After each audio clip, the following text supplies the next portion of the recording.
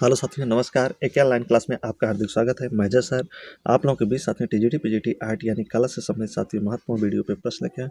ये जो वीडियो है साथियों, ये महत्वपूर्ण वीडियो है आपको लिए न। इसमें लगभग 30 से 35 क्वेश्चन आपको, लगभग 35 से 40 होगा साथियों न। 35 से 40 क्वेश्चन आपको मिलेंगे साथियों। तो ये जो वीडियो हमारा मिलता है आपको सुबह मिलता है न। आज जो सुबह का वीडियो था साथियों, डालने में तो मैं अपलोड कर रहा था, लेकिन बहुत कोहरा पड़ा था। तो कोहरा की वजह से साथियों अपलोड होने में नेट में बहुत दिक्कतें आ रही थी। तो वीडियो जाके बहुत देर में अपलोड हो पाया है, इसके लिए मैं माफ़ी चाहता हूँ आपसे।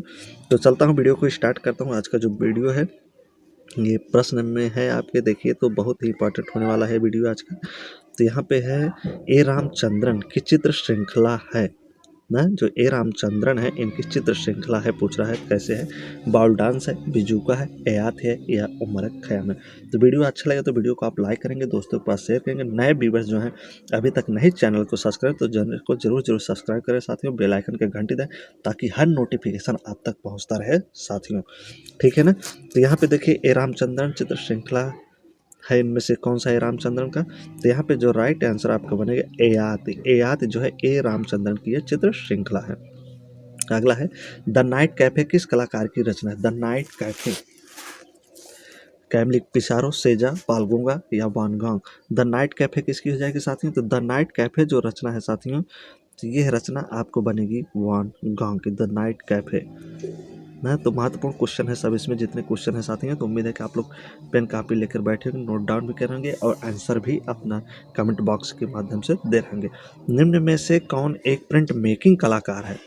इसमें से कौन एक प्रिंट मेकिंग कलाकार है। अनुपम सूद, मंजीत बाबा, नंदलाल बोस, महेंद्र पांड्या। तो कौन हो जाएंगे साथियों प्रिंट मेकिंग कलाकार। तो अनुपम सूद। अगला है आपका अकबरकालीन तूती नामा में कितने चित्रों का संग्रह है। 130, 120, 107 या 103। अकबरकालीन तूतीनामा की बात कर रहा है, इस चीज़ को ध्यान देना। प्रश्न आपको अच्छी तरीके से पढ़ना है और चारों ऑप्शन को पढ़कर तब आंसर आपको देना है। तो अकबरकालीन तूतीनामा में कितने चित्र हैं साथियों। तो 103। कितना है 103। 130 नहीं लगाना है आपको, यहाँ पे 130 भी है तो 103 होता है। कितना है 103। अगला है आपका इनमें से किस गुफा में कैलाश मंदिर स्थित है। एलोरा गुफा 14 में, एलोरा गुफा 12 में, एलोरा गुफा 16 में, एलोरा गुफा 13 में। तो कैलाश मंदिर की बात कर रहा है। कैलाश मंदिर कहाँ है। तो ये एलोरा में ना। कैलाश मंदिर जो है एलोरा की जान भी इसे कहा जाता है। तो किस गुफा में है। तो किस गुफा में साथियों। तो 16 नंबर की गुफा में है कैलाश मंदिर। किस नंबर की गुफा में। तो 16 नंबर में। इसी को ही एलोरा की जान भी कहा जाता है। लाजवर्द लेपिस लाजली का रंग क्या होता है। तो 2021 में ये प्रश्न पूछा जा चुका है। लाजवर्द लेपिस लाजली का रंग क्या होता है। प्रखर लाल, तीव्र नीला, फ्लोरोसेंट हरा, चमकीला हरा या मटमैला लाल। लाजवर्द लेपिस लाजली का रंग कैसा होता है। तो 2021 में टीजीटी में प्रश्न पूछा जा चुका है साथियों। तो राइट आंसर यहाँ पे क्या बनेगा। तीव्र नीला होता है। क्या ऐसा होता है।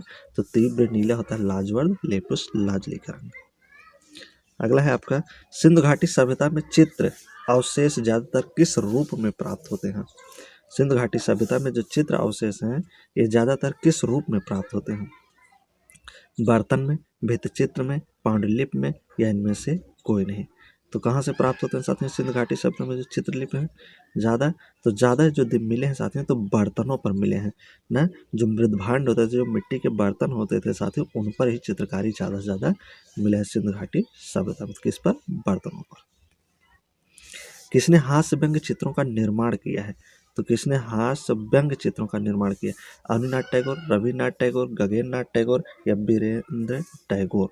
तो हास्य और व्यंग्य चित्रकारी करने वाले कलाकार कौन है। सब बंगाल शैली के कलाकार हैं। तो इसमें देखिए कौन हो जाएंगे साथियों। तो कौन बनेंगे यहाँ पे। तो यहाँ पे गगनेंद्र नाथ टैगोर जो थे सबसे पहले भारत के व्यंग्य कलाकार कहे जाते हैं, गगनेंद्र नाथ टैगोर जी। अगला है आपका सांची स्तूप पर किस लिपि में संदेश खुदा हुआ है। जो सांची स्तूप है इसमें किस लिपि में संदेश खुदा हुआ है। तो देवनागरी लिपि में, किलाक्षर, ब्राह्मी या खरोष्टी। तो किस लिपि में है साथियों। तो ब्राह्मी लिपि में। सांची का जो स्तूप है यहाँ पे जो संदेश खुदा है, तो लिपि पूछ रहा है कौन सी लिपि है। तो ब्राह्मी लिपि में खुदा है। अगला है आपका इनमें से कामसूत्र के टीकाकार कौन है। इनमें से कामसूत्र पर टीका किसने लिखा है। भरत मुनि, वात्स्यायन, यशोधर पंडित या केशव दास ना। तो ये भी प्रश्न 2021 में आया है साथियों। तो कामसूत्र के टीकाकार कौन है? तो कौन हो जाएंगे यहाँ पे देखिए 91 पे। तो ज़्यादा से ज़्यादा बच्चों ने गलत किया था। तो यहाँ पे राइट आंसर क्या हो जाएगा? यशोधर पंडित। पूछ रहा है कि कामसूत्र के टीकाकार कौन है? तो यशोधर पंडित। कामसूत्र के अगर रचनाकार पूछता तो वात्स्यायन होते, लेकिन यहाँ टीकाकार पूछा है तो कौन हो जाएंगे? यशोधर पंडित हो जाएंगे। ठीक, कुछ लोग कामसूत्र के देखते हैं, बस कामसूत्र रचना वात्स्यायन की तरह लगा देते हैं। तो इसी से जल्दबाजी करने से ही गलत होता है क्वेश्चन। तो काफ़ी लोगों का क्वेश्चन गलत होता है। भारतीय सौंदर्य शास्त्र में ध्वनि सिद्धांत के प्रतिपादक कौन है? आनंदवर्धन है, भरत मुनि है, वारामिहिर है या विष्णु गुप्त है? तो भारतीय सौंदर्य शास्त्र में ध्वनि सिद्धांत के प्रतिपादक कौन है? देखिए 92 का राइट आंसर क्या बनेगा साथियों? तो यहाँ पे आनंद वर्धन हो जाएंगे। ध्वनि सिद्धांत के जो प्रतिपादक थे वो आनंद वर्धन थे। अगला है, कांगड़ा शैली का प्रमुख चित्रकार कौन था? कांगड़ा शैली का प्रमुख चित्रकार कौन था? बसवान, गोवर्धन, मोलाराम या मंसूर? कांगड़ा शैली की बात कर रहा है ना राजा संसार चंद। यहाँ कांगड़ा शैली के उन्नायक थे राजा संसार। और किशनगढ़ से कौन थे? तो राजा सावन सिंह थे। तो कांगड़ा चित्र शैली में देखिए तो क्या राइट आंसर बनेगा साथियों? तो कांगड़ा शैली के जो मुख्य चित्रकार माना जाता है तो मोलाराम माना जाता है। कौन मोलाराम माना जाता है? कांगड़ा है या पहाड़ी है तो मोलाराम बनता है यहाँ पे आंसर। ठीक, अगला है, निम्नलिखित में से कौन जहांगीर के दरबार का चित्रकार नहीं है? किसके दरबार का? जहांगीर के दरबार का चित्रकार नहीं है। तो मंसूर नहीं है, मनोहर नहीं है, बिशन दास नहीं है या बसवान? तो कौन सा कलाकार है जो जहांगीर के दरबार का नहीं है? तो पहले जो है उनको आप ढूंढ लीजिए। देखिए इसमें कौन कौन से हैं साथियों? तो मंसूर है, और कौन है जहांगीर के समय का? मनोहर है। तो बताइए आप लोग। मनोहर भी है, बिशन दास भी, जो छवि चित्र के लिए जाना जाता था। लेकिन यहाँ पे बसवान देखा जाए तो बसवान जो है जहांगीर के दरबार का नहीं थे, ये अकबर के समय से था। अगला है, भारतीय विषयों को पाश्चात्य शैली में किसने चित्रित किया? भारतीय विषयों को पाश्चात्य शैली में किसने चित्रित किया? बद्रीनाथ आर्य, के एस कुलकर्णी, अमिता शेरगिल या सुखबीर सिंघल? तो भारतीय विषय है लेकिन उनको किस में चित्रित किया गया? पाश्चात्य शैली में। तो देखिए इसमें करने वाले कौन से कलाकार थे साथियों आपके? तो ये अमिता शेरगिल थे ना, जिनका जन्म बुडापेस्टा हंगरी में होता। शिक्षा कहाँ हुआ था? पेरिस में। माता हंगेरियन थी और पिता इनके कौन थे? उमराव शेरगिल भारतीय पंजाबी थे। ठीक, तो कहाँ पे इनकी मृत्यु हुई थी? लाहौर पाकिस्तान में। तो एक कलाकार तो ये हो जाते हैं पश्चात शैली बना ले। दूसरे कलाकार कौन होते हैं? राजा रवि वर्मा होते हैं। कौन होते हैं साथियों? तो राजा रवि वर्मा होते हैं, जो पश्चात शैली में भी उनका विषय था। भारतीय विषयों को पश्चात शैली में बनाने वाले यही दो कलाकार थे, एक अमिता शेरगिल, दूसरा राजा रवि वर्मा। इनमें कौन मूर्तिकार नहीं है? इसमें से देखना है कौन मूर्तिकार नहीं है, तो पॉइंट देखना है नहीं। तो बलबीर सिंह कट, सर्वरीराज चौधरी, मीरा मुखर्जी, जय झरोटिया। तो मूर्तिकार नहीं, तो पहले तीन को ढूंढिए कौन मूर्तिकार है।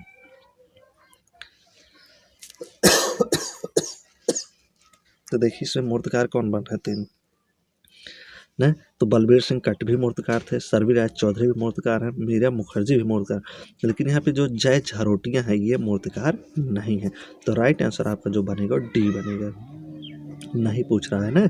अगला है, वृक्ष बनाने के लिए मशहूर कलाकार हैं। तो वृक्ष यानी बैल बनाने के मशहूर कलाकार कौन है? सुनील दास हैं, सुदर्शन पटनायक हैं, परमजीत सिंह हैं या जतिन दास हैं? तो वृक्ष बनाने के लिए वृक्ष बैल तो कौन हो जाएंगे साथ में? तो वृक्ष के लिए जिम्मेदार। तो यहाँ पे जो सुनील दास थे ये वृक्ष बनाते थे, बैल के लिए जाने जाते हैं। राघव कनेरिया जो थे ये कलोल मारता, बछड़ा, सांड ये सब बनाते थे। ठीक, अगला बहोस स्कूल स्थित है। बहोस स्कूल इटली में, इंडोनेशिया में, जर्मनी में या हॉलैंड में? तो बहोस स्कूल कहाँ साथी हैं? तो बहोस स्कूल का संबंध देखिए कहाँ जाएगा? तो बहोस स्कूल का जो संबंध है जर्मनी से था। कहाँ से था? जर्मनी से। निम्नलिखित में से अजंता के किस गुफा संख्या में मरती राजकुमारी चित्रित है? ना, अजंता की किस गुफा में मरती हुई राजकुमारी चित्रित है, यही आपको बताना है। तो देखिए कौन सी गुफा है साथियों? गुफा संख्या 16, गुफा संख्या 17, गुफा संख्या 9, गुफा संख्या 1। तो किस गुफा में मरती हुई राजकुमारी बताइए यहाँ पे?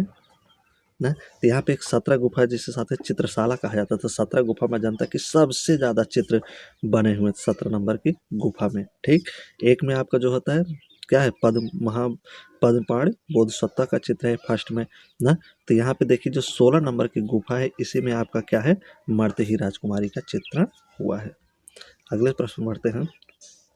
उस प्राचीन ग्रंथ का नाम बताइए जिसमें भारतीय कला के 6 अंगों का उल्लेख किया गया है ना।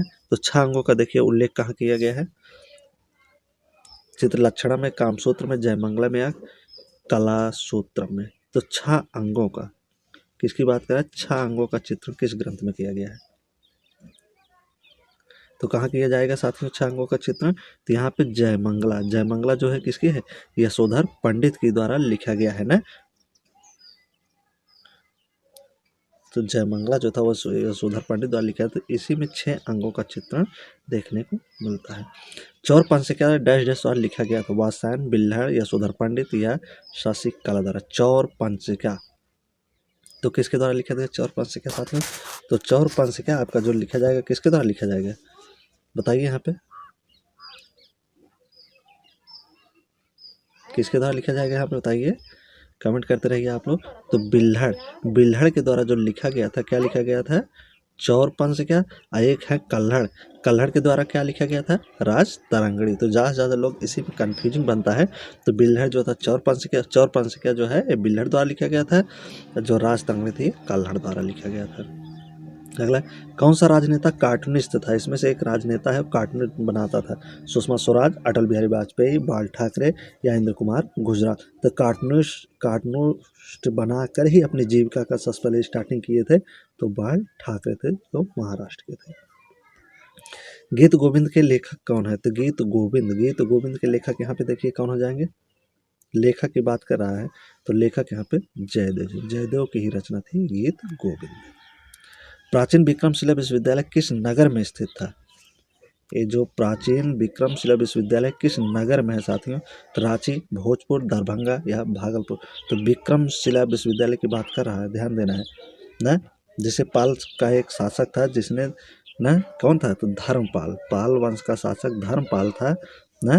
धर्मपाल उसी के द्वारा ही विक्रमशिला विश्वविद्यालय को कहाँ बनाया था, तो बिहार, कहाँ पे, बिहार के भागलपुर में। कहाँ पर बनाया था, तो बिहार के भागलपुर में। तो जिन लोगों ने राइट आंसर डी लगाया तो उनका बिल्कुल करेक्ट हो जाएगा। तो राइट आंसर डी होगा भागलपुर, ठीक है ना। तक्षशिला आपका कहाँ पड़ेगा, तो कमेंट बॉक्स में आप बताएंगे तक्षशिला विश्वविद्यालय कहाँ पड़ेगा।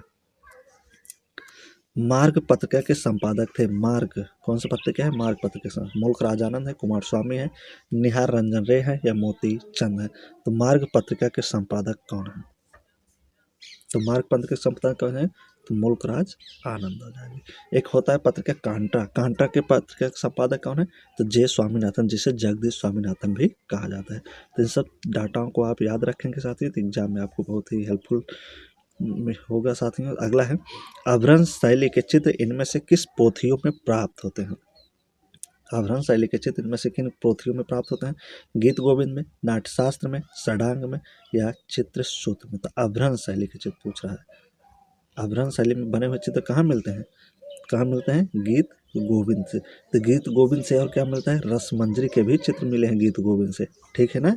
अब और गीत गोविंद से क्या मिला है साथियों, बसोहली, बसोहली गीत गोविंद का चित्रण किस में है, तो बसोहली में भी हुआ है, इस चीज़ को ध्यान देना है, ठीक। अगला है आपका, ली कार्बूजियर कौन था, ली कार्बूजियर कौन था, ली कार्बूजियर कौन था, एक संगीतकार था, कला का प्रोफेसर था, एक ओपेरा कलाकार था, एक वास्तुकार था। तो ली कार्बूजियर कौन था, तो ली कार्बूजियर कौन था, तो एक वास्तुकार था, ली कार्बूजियर साथ ही वास्तुकार के रूप में जाना जाता है। निम्नलिखित में से कौन सी गुफा कृष्णा नदी के किनारे स्थित है, इनमें से चारों में से कौन सी गुफा जो कृष्णा नदी के किनारे स्थित है, तो सित्तनवासल, अजंता, एलिफेंटा या बदामी ना। तो देखिए कौन सी गुफा हो जाएगी यहाँ पे कृष्णा नदी के किनारे ना, तो पुराना डाटा है तो यहाँ पे देखिए क्या हो जाएगा, निम्नलिखित में से कौन सी गुफा कृष्णा नदी के किनारे है, तो यहाँ चारों में से सित्तनवासल दे रहा है, क्या दे रहा है साथियों, तो सित्तनवासल दे रहा है। तो जो यहाँ पे कौन सी नदी है, तो कावेरी नदी होनी चाहिए। सित्तनवासल आपका कहाँ पड़ेगा, तमिलनाडु में, ठीक। अगला है, क्षितिनाथ मजूमदार तकनीक में सिद्ध हस्त थे, तैल में, जल में, वास में, टेम्परा में। तो क्षितेंद्रनाथ मजूमदार की बात कर रहा है ना, जिन्हें क्या कहा जाता है, वैष्णव संत कलाकार भी क्षितिनाथ मजूमदार को कहा जाता है ना। यहाँ पे इनका ज़्यादा जो शांत निकेतन से ज़्यादा इनका संबंध क्षितिनाथ मजूमदार से या अवनीनाथ टैगोर के शिष्य थे, और इलाहाबाद विश्वविद्यालय में कला विभाग की स्थापना भी क्षितिनाथ मजूमदार किए थे। तो यहाँ पे पूछ रहा है कि ये तकनीक में सिद्ध है, तो किस तकनीक में सिद्ध हस्त होंगे साथियों, बताइए। तो ये वास तकनीक में, क्योंकि अवनीनाथ के शिष्य थे, बंगाल शैली से ही इनका संबंध था ना, तो ये वास तकनीक से हो जाएंगे संबंधित। टेड मॉडर्न गैलरी कहाँ है? टेड मॉडर्न गैलरी कहाँ है? पोलैंड में है, आयरलैंड में है, बर्मिंघम में है, या लंदन में है? तो टेड मॉडर्न गैलरी, तो टेड मॉडर्न गैलरी कहाँ पड़ेगा आपके? लंदन पड़ेगा। कहाँ पड़ेगा साथियों? तो लंदन में। नवलखा मंदिर किस वंश द्वारा निर्मित कराया गया था? जो नवलखा मंदिर है 9 लाख रुपए में बनकर तैयार हुआ था मंदिर, तो किस वंश का है? वंश द्वारा बनाया गया, तो वही पूछ रहा है। चालुक, राजपूत, गुप्त या सोलंकी? तो नवलखा मंदिर साथियों किस वंश के शासक द्वारा बनाया गया था? तो यहाँ पे देखिए कमेंट कौन हो जाएंगे यहाँ पे, तो सोलंकी शासकों द्वारा यह बनाया गया था। अगला है, मोहनजोदड़ो की नर्तकी कहाँ पर संग्रहित है? मोहनजोदड़ो से जो नर्तकी एक मिली थी साथियों, कहाँ पर संग्रहित है? तो राष्ट्रीय संग्रहालय दिल्ली, भारत कला वाराणसी, पटना संग्रहालय पटना, मथुरा संग्रहालय मथुरा। तो कहाँ पे हो जाएगा साथियों? तो 12 नंबर के देखिए, तो क्या यहाँ बने गए, ये आपका राष्ट्रीय संग्रहालय दिल्ली हो जाएगा। इस चित्र किसने बनाया है? सांवरी नामक चित्र किसने बनाया है? नित्यानंद महापात्रा, नलिनी कुमार मिश्र, रघुवीर सेनधीर, बद्रीनाथ आर्य। सांवरी चित्र किसके द्वारा बनाया गया है? तो सांवरी चित्र को किसने बनाया साथियों? तो बद्रीनाथ का आर्य द्वारा। बद्रीनाथ का आर्य का चित्र था सांवरी। ठीक, अगला है आपका, दादावाद का दादा शब्द किसने चुना? जो दादावाद है ना, दादावाद का दादा शब्द किसने चुना? जॉन क्रिस्टो, ट्रिस्टाजारा, लिंडसे ग्राहम या फ्रीड कहलो? दादावाद का दादा शब्द किसके द्वारा चुना गया था? ट्रिस्टाजारा के द्वारा। अगला है आपका, जॉर्ज ब्राक का चित्र वायलिन एंड कैंडल स्टिक किस कला आंदोलन का उत्कृष्ट उदाहरण है? तो जॉर्ज ब्राक का एक चित्र था, तो किसका उदाहरण हो जाएगा साथियों? तो घनवाद का। जॉर्ज ब्राक जो थे घनवादी थे ना, पैब्लो पिकासो और ब्राक के दोनों घनवादी थे। तो वायलिन एंड कैंडल स्टिक जो इनकी रचना थी, तो घनवाद पे इस पर असर पड़ेगा। अगला है, कौन सा हिंदू धर्म का मंदिर भारत में नहीं है? तो एक हिंदू धर्म का मंदिर है जो भारत में नहीं है, तो कौन सा? देखिए, सोमनाथ है, सोमनाथ है भारत में, गुजरात में है। मीनाक्षी मंदिर मदुरई में है। लिंगराज मंदिर कहाँ है? उड़ीसा में ना। यहाँ अंकोर वाट का जो मंदिर है कहाँ है? अंकोर वाट का मंदिर जो कंबोडिया में, तो कंबोडिया जो है हमारे यहाँ नहीं है। तो राइट आंसर आपका जो बनेगा ये क्या हो जाएगा? ए वाला फर्स्ट हो जाएगा। अगला है, के.एस. कुलकर्णी का जन्म बेलगाम कर्नाटक में हुआ, जो डैश डैश से संबंधित रहे। तो के.एस. कुलकर्णी के संबंध देखिए इसमें किससे रहा? किससे रहा के.एस. कुलकर्णी का संबंध? देखिए यहाँ पे साथियों, तो इनका जो संबंध था काशी हिंदू विश्वविद्यालय वाराणसी से। Professor KS. कुलकर्णी का जो संबंध था काशी हिंदू विश्वविद्यालय वाराणसी से था। अगला, मुर्गे की लड़ाई प्रसिद्ध चित्र किस कलाकार का है? जो मुर्गे की लड़ाई ये प्रसिद्ध चित्र है किसका है? अमिता शेरगिल, एन.एस. बेंद्रे, के हैबर या मियाफ हुसैन? तो के हैबर का था। मुर्गे की जो लड़ाई बहुत फेमस रचना के हैबर की पूछा जाता है, तो ये के हैबर की थी मुर्गे की लड़ाई। भारतीय संस्कृति संबंध परिषद का संस्थापक कौन था? कपिला वात्स्यायन, डॉक्टर कर्ण सिंह, मौलाना अबुल कलाम आज़ाद या डॉक्टर अब्दुल कलाम? तो कौन हो जाएंगे साथ ही यहाँ पे? भारतीय संस्कृत संबंध परिषद के संस्थापक तो कौन थे यहाँ पे? तो मौलाना अबुल कलाम आज़ाद थे। नेकचंद राग गार्डन कहाँ है? नेकचंद राग गार्डन कहाँ है? हैदराबाद में, चंडीगढ़ में, बेंगलोर में या मुंबई?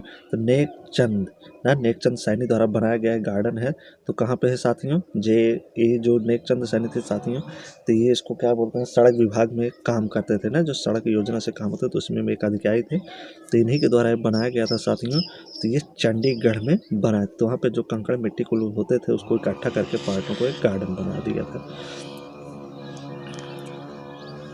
बिंदु चित्र श्रृंखला डैश डैश के द्वारा बनाई गई। बिंदु चित्र श्रृंखला किसके द्वारा बनाई गई? अकबर पद्मसी के हैबर द्वारा, एस रजा द्वारा या तैयब मेहता द्वारा। तो बिंदु चित्र श्रृंखला किसके द्वारा बनाया गया है यहाँ पे देखिए, तो बिंदु जो चित्र था एस रजा के द्वारा बिंदु चित्र श्रृंखला बनाया गया है।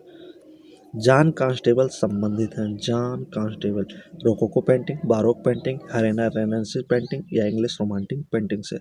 तो जॉन कांस्टेबल का जो संबंध किससे है, किससे हो जाएगा?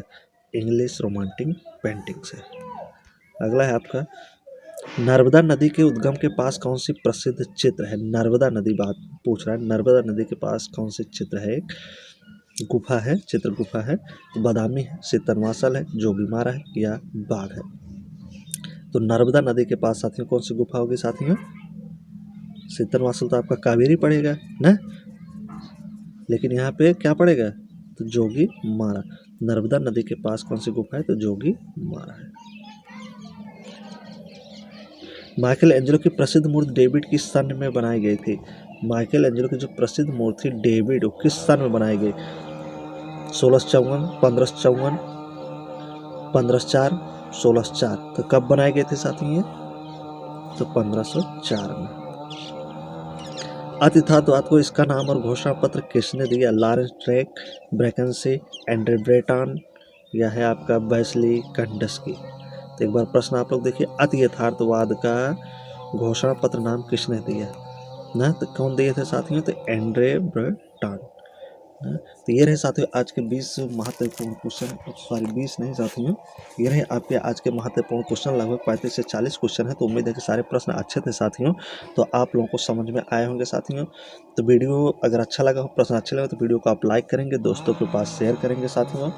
जो नए व्यूवर्स हैं जो अभी तक चैनल को नहीं सब्सक्राइब, तो चैनल को जरूर सब्सक्राइब कर लें साथियों। दीजिए इजाज़त, लेता हूँ आपसे विदा। जब तक नेक्स्ट प्रश्न लेके नेक्स्ट वीडियो के साथ मिलूंगा साथियों, तब तक के लिए बहुत बहुत धन्यवाद, बहुत बहुत आभार साथियों आपका वीडियो देखने के लिए ना, चैनल पर बने रहने के लिए साथियों। तो इसी प्रकार से आप लगे रहिए, मेहनत करते रहिए, निश्चित ही सफलता मिलेगी, इसमें दो राय नहीं साथियों। तो आपका सपना पूरा होगा, आपके घर परिवार माँ बाप का भी सपना पूरा होगा साथियों है। तो सिर्फ आपके साथ क्या होना चाहिए? निश्चित विश्वास, दृढ़ संकल्प होना चाहिए कि हमें 148 में फतेह करना है तो फतेह करना है, इसमें अपना एक सीट लेना है तो लेना है, बनाना है ना।